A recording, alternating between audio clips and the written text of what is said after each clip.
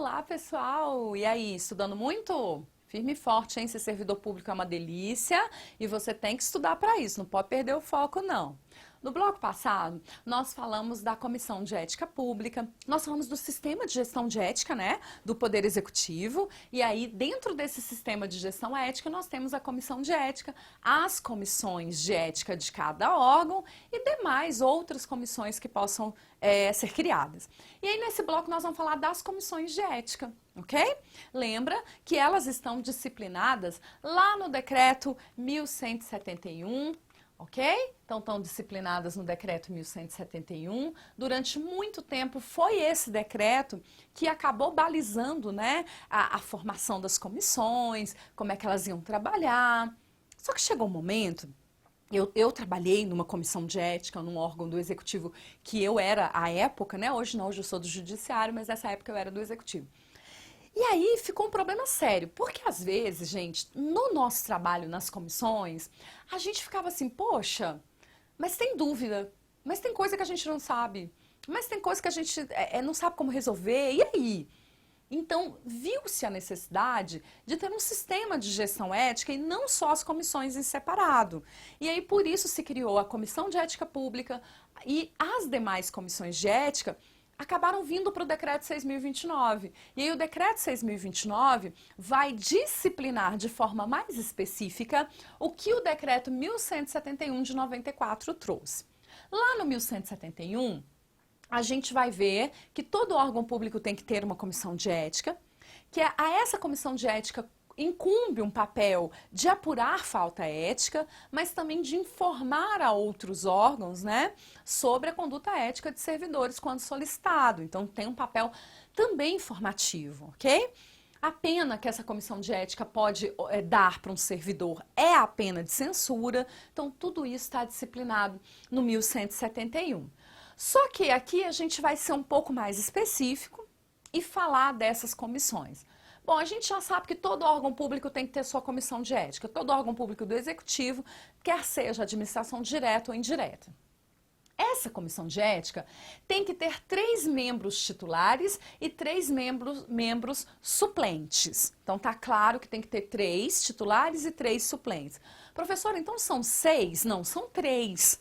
Cada comissão tem 3 membros titulares, a gente conta os titulares, mas vão ter suplentes aí também, em caso de precisar substituir, no caso de precisar substituir os titulares. Esses 3 membros, eles são escolhidos entre servidores e empregados do seu quadro permanente. Veja só, lá no decreto 1171, a gente tem um artigo que fala, um inciso na verdade, que fala que para a apuração de falta ética, a definição de servidor público é ampla. Qualquer pessoa que preste serviço público de forma efetiva, de uma forma voluntária e até mesmo sem remuneração, pode ser punido por uma falta ética desde que esteja ligado a qualquer órgão da administração pública. Mas para compor a comissão, tem que ser um servidor do quadro permanente. Lembra, gente? Essas comissões vão ter um papel de apurar a falta ética. Como é que você que é estagiário, que tem um vínculo mais temporário com a administração, vai apurar, por exemplo, uma falta ética de um servidor? Fica complicado, sabe? Por isso, essa restrição. Não é uma restrição preconceituosa, é uma restrição necessária por causa de ser um quadro mais permanente, ok? Que mais?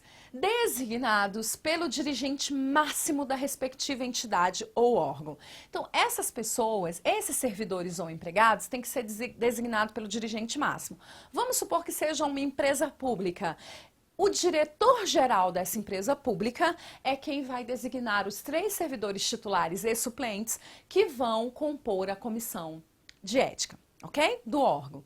Cuidado para você não confundir com a CEP. Lá na CEP, quem escolhe os 7 membros que compõem a Comissão de Ética Pública, eles são designados pelo Presidente da República. Aqui, eles são designados pelo dirigente máximo do respectivo órgão ou da respectiva entidade, lembrando que pode ser uma empresa pública, uma sociedade de economia mista, por isso ele coloca órgão ou entidade. Não confunda, cuidado que as bancas querem te confundir. tem mandatos não coincidentes de 3 anos. Aqui vamos fazer um paralelismo, simetria com a CEP. Na CEP também os mandatos são não coincidentes e também são de 3 anos. Então, a cada ano sai um, entra outro, no outro ano sai um, entra outro. Nunca há uma renovação total dos membros da comissão, beleza? Para não ter corte, né? Para não quebrar essa continuidade. Então, tem uma regra aí de paralelismo envolvida, ok? Quais as competências, queridos, da comissão de ética? A gente viu as competências da CEP, você viu, ó a dica, que são competências mais abrangentes, são competências maiores, porque a CEP é uma instância mais consultiva, porque a CEP é uma instância superior, ok? Aqui, nas comissões de ética, nós vamos ter outras competências, vamos ver? Primeira, atuar também como instância consultiva, só que agora olha de quem? Dirigentes e servidores no âmbito de seu respectivo órgão ou entidade. Então, quando eu participava de comissão de ética, e o diretor lá da empresa que eu trabalhava, da empresa pública, tinha alguma dúvida sobre ética, sei lá, ele ia fazer alguma atividade, ele estava em dúvida se era antiético ou não, um servidor foi convidado para alguma coisa ou recebeu um presente e não sabia se podia ou não receber, era só ele ligar na comissão de ética para um dos membros da comissão e perguntar, porque a comissão de ética, no âmbito de sua atuação, ou seja, só vale para aquele órgão, tem essa função consultiva, ok? Uma vez nós tivemos um caso assim, emblemático, né? O servidor recebeu de presente, olha gente, isso acontece, hein? Uma moto. Uma moto, ele ganhou uma moto de uma pessoa que ele tinha sido super bem atendido, ele se sentiu muito gratificado com o trabalho daquele servidor e mandou entregar a moto. E aí o servidor ficou naquela situação, e agora, né? Em nenhum momento ele questionou se ele podia receber ou não, tá? Mas ele ficou em dúvida. E agora, como é que eu faço para devolver esse presente? O fato de ter chegado aqui no órgão já configurou uma falta ética? O servidor entrou em pânico, né? E aí ele nos consultou e a gente falou, não, o fato dele ter mandado entregar no órgão não configura falta ética.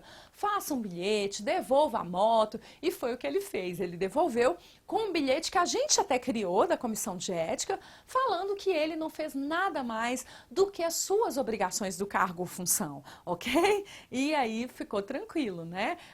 Mas veja, dúvidas de servidor. De novo, eu vou chamar a sua atenção. Não confunda com a CEP. A CEP é um órgão consultivo do presidente dos ministros de Estado, para atuar, para tirar a dúvida do presidente dos ministros, lá do alto nível. Aqui é para tirar a dúvida dos servidores no âmbito do respectivo órgão. Beleza? Legal isso para você não se confundir.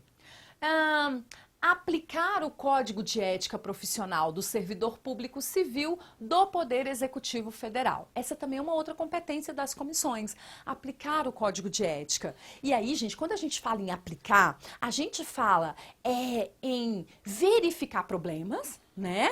Por exemplo, com uma pena de censura, mas também de ser uma instância educativa, né? De dar curso, de dar palestra sobre o Código de Ética. E aí, veja que tem 2 pontos aqui. Por quê? Porque o Decreto 6.029, ele detalha aplicar o Código de Ética como? Como que eu vou aplicar o Código de Ética? Primeiro, submeter à Comissão de Ética Pública propostas para o seu aperfeiçoamento. De repente, o Código de Ética está ultrapassado, ou ficou coisas fora dele, ou tem coisas que já precisam ser alteradas, não precisariam estar ali. Quem é que vai propor a CEP? Veja, cuidado com isso. Submeter à CEP propostas para seu aperfeiçoamento. O que caiu no concurso uma vez? Caiu assim, que cabe às comissões de ética alterarem o decreto 1171. Gente, óbvio que está errado. Quem é que vai alterar esse código ou propor ao presidente a alteração? A CEP. O que as comissões vão fazer é submeter à CEP propostas para o seu aperfeiçoamento. Não quer dizer que a CEP também vai acatar. Dirimir dúvidas, acabar com dúvidas a respeito da interpretação de suas normas e deliberar sobre casos omissos. Gente, ética é complicado. Tem horas, como eu disse para vocês, que a gente chega num dilema ético e que não está escrito lá no decreto. E aí, aplicar o código, mas não está escrito no código. O que eu faço? Pergunto para a comissão de ética. Professora, e se a comissão de ética não souber? Aí ela vai perguntar para a CEP. Percebe? Gente, tem uma hierarquia. Cuidado com isso na hora da prova. Mas sim, cabe à comissão de ética dirimir dúvidas a respeito da interpretação, inclusive sobre casos omissos relativos à ética. Apurar, mediante denúncia ou de ofício, conduta em desacordo com as normas éticas pertinentes. Gente, nem sempre vai vir uma denúncia formal a respeito de uma falta ética. Se você estudou o decreto 1171, você viu que o servidor ele não pode se omitir diante de um ato ilícito. Ainda que por solidariedade ele não pode ser cúmplice. E aí esse próprio servidor pode fazer uma denúncia à comissão de ética do seu órgão público. Mas muitas vezes a própria comissão de ética fica sabendo de algum servidor que cometeu ali, um deslize ético. E aí ela pode apurar de ofício. Então, apurar mediante denúncia ou de ofício é conduta em desacordo com o Código de Ética. E por último, recomendar, acompanhar, avaliar. No âmbito do órgão ou entidade, veja que é uma coisa mais local, né? Não pode ser geral. O desenvolvimento de ações objetivando a disseminação, capacitação e treinamento sobre as normas de ética e disciplina. Muitas vezes, gente, a gente faz coisas erradas porque a gente não sabe, né? Embora a gente não possa alegar isso, né? Na justiça a gente tem que buscar saber. Mas veja, às vezes eu não sei que não posso receber presente. Será que isso pode acontecer? De repente eu não sei, a pessoa me trouxe ali uma caixa de bombom, me trouxe um sapato bonito, me trouxe um brinco. Lembrando a você que você pode encaminhar presente para mim aqui, né? Para o Estúdio Aulas, porque aqui eu não sou servidora, né? Eu sou sua professora, recebo presente tranquilamente, ok? De carinho, mentira, não faz isso. Mas olha só, pode fazer. Mas olha só, às vezes eu não sei que eu não posso receber presente lá no meu órgão do judiciário. E aí? E aí que cabe à comissão de ética capacitar as pessoas para que isso não ocorra. Falar sobre o código de ética, dar treinamento, disseminar, né? Seja por um jornal interno, seja pela intranet, mas disseminar também, fazer ações de capacitação para os servidores. Quando eu era da comissão de ética, a gente fazia muito isso. A gente mandava e-mail, a gente tinha um bonequinho, né? Que toda semana mandava dicas, né, de ética, e as pessoas adoravam. E muitas vezes a gente recebia retorno assim, eu não sabia disso. Legal vocês terem lembrado isso. Olha só que importante esse papel de capacitação da comissão de ética. E ela pode fazer isso junto com a gestão de pessoas, tranquilamente, fazer uma parceria com o órgão de RH para que juntos eles possam disseminar, capacitar sobre normas éticas e disciplina. Beleza? Queridos, supervisionar a observância do Código de Conduta da Alta Administração Federal e comunicar à CEP situações que possam configurar descumprimento de suas normas. Olha a palavrinha-chave, supervisionar. A CEP, que é a Comissão de Ética Pública, cabe aplicar o Código de Conduta da Alta Administração.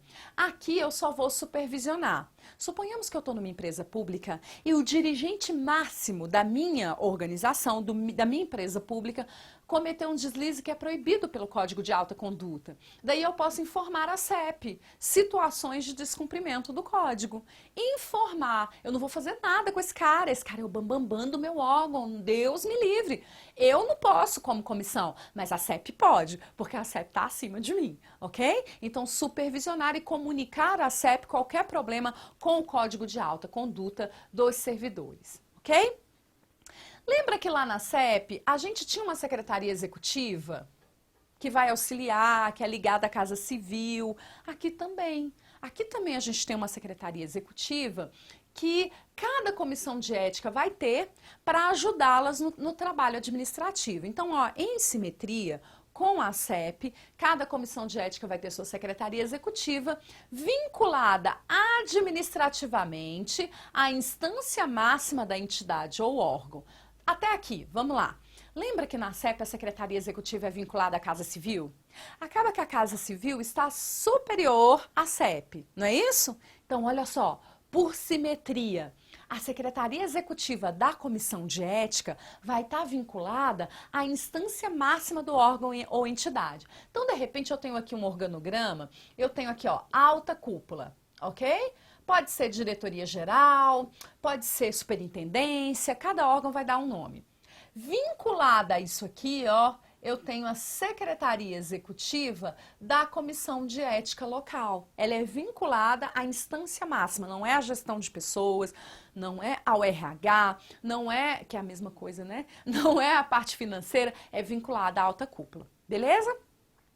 Para cumprir plano de trabalho por ela aprovado e prover o apoio técnico e material necessário ao cumprimento das suas atribuições. Então veja que nesse artigo a gente tem o que é a Secretaria Executiva, a quem ela está vinculada e qual a função dela, que é prestar um suporte técnico e administrativo, ajudar no plano de ação da Comissão de Ética, mas gente, sempre no âmbito local, ok? Sempre nesse âmbito mais do órgão óbvio. Quem é que sai desse âmbito? É a Comissão de Ética Pública, é a ACEP.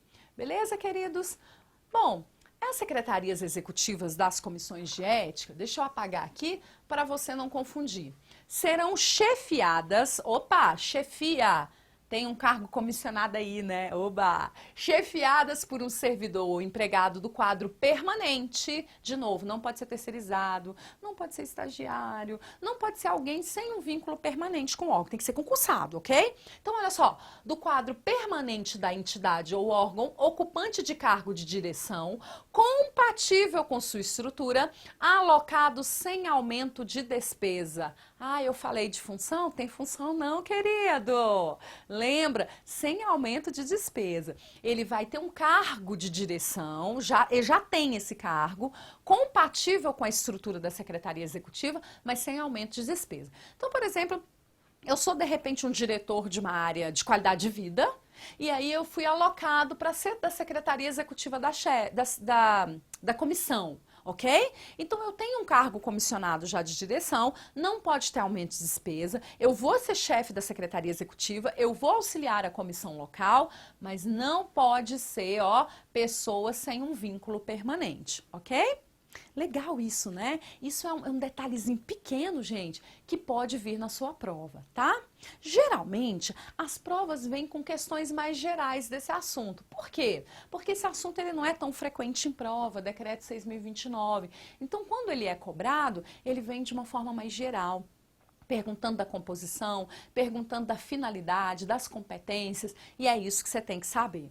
Para a gente fechar, então, veja, ó, eu tenho o sistema de gestão ética. Esse sistema de gestão ética é composta pela CEP, Comissão de Ética Pública, que nós já vimos as características, as competências, pelas comissões que estão disciplinadas lá no 1171, cada órgão tem que ter a sua, e por outras comissões que possam vir a ser disciplinadas num outro documento, ok? Então, essa é a composição do sistema de gestão ética. Já falamos da CEP, já falamos das comissões. No próximo bloco, nós vamos falar de outros assuntos relativos à ética no setor público, a esse sistema de gestão ética. Mantenha o foco, procure na internet mais exercícios. Se você for fazer, né, o nosso treinamento em exercícios, vai ter como você ver questões abordando o Decreto 6.029. Te aguardo no próximo bloco. Força, foco e fé. Lembra que ser servidor público é muito bom para te motivar. E até mais!